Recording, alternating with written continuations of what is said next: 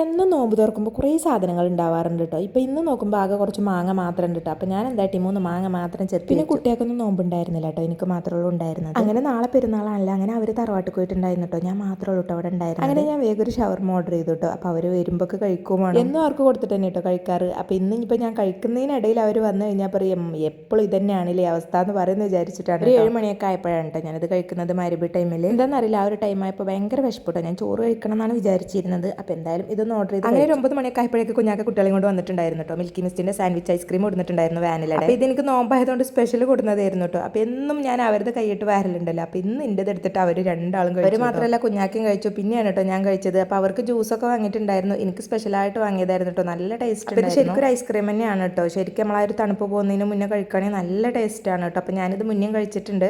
ഇതിൻ്റെ ഒരു ഫേവറേറ്റ് ആണ് കേട്ടോ. പക്ഷെ നമുക്ക് വില നോക്കിക്കഴിഞ്ഞാൽ നമുക്ക് ഇതൊക്കില്ല കേട്ടോ. നല്ല റേറ്റ് ആണ്. ലൈക്ക് ചെയ്ത് സബ്സ്ക്രൈബ് ചെയ്യുക.